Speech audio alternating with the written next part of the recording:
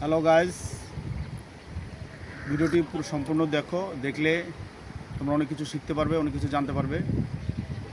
অনেক কিছু অনেকে জেনেও কিন্তু বোঝে না, বোঝার অনেক কিছু গ্যাপ রয়ে যায়।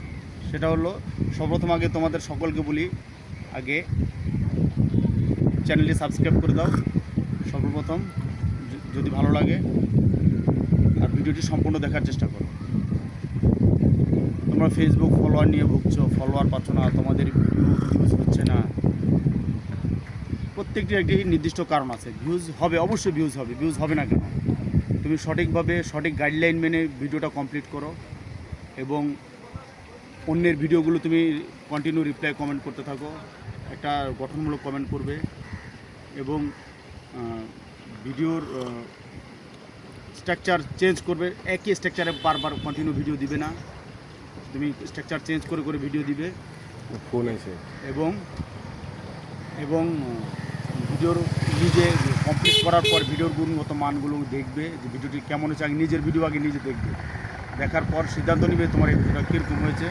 এবং যারা বুঝে এই প্ল্যাটফর্মে যারা কাজ করে তাদের সাথে বসে ডিসকাস করবে, দেখবে তোমার ভিডিওটি কেমন হয়েছে, তারাও তোমাদেরকে সাজেশন দিতে পারবে। পরে সর্বশেষ পরিশেষে ভিডিওটি সুন্দর মতো সাজিয়ে গুছিয়ে এডিটিং করা সম্পূর্ণ করে তারপর তুমি ভিডিওটি আপলোড দাও, দেখবে তোমার ভিডিও ভিউজ হবে না কেন, লক্ষ লক্ষ ভিউজ হবে, যদি তুমি ঠিকমতো তোমার ভিডিওটাকে সঠিক প্ল্যাটফর্মে দাঁড় করাতে পারো।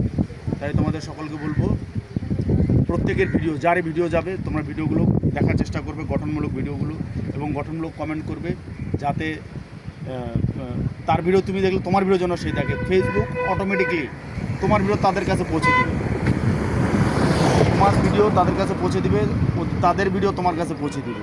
কিন্তু আমরা কি করি, আমরা 2-3 সেকেন্ড অপেক্ষা করি না, ঠাস করে ঠেলে দিয়ে উপর দিকে চলে যায়, আমরা ভিডিওগুলো পুরো কমপ্লিট করি না। আমাদের একটা বদ অভ্যাস, আমাদের এই বদ অভ্যাসটা পরিহার করতে হবে। এবং ফলোয়ার বাড়াতে হলে তোমাকে অবশ্যই যারা লাইভ প্রোগ্রামগুলো করে, প্রত্যেকের লাইভ প্রোগ্রাম যতটুকু সম্ভব তুমি অ্যাটেন্ড করবে, এবং ওইখানে যারা থাকবে ওদেরকে তুমি ফলো দিয়ে আসবে। দেখবে প্রত্যেকটি লাইভ যারা করে, লাইভ প্রোগ্রাম যারা করে, তারা কিন্তু সবসময় কন্টিনিউ বলে follow back then, follow back then, follow back then. এখানে তুমি যদি 10টা ফলো করো, অন্তত 5টা ফলো ব্যাক পাবে।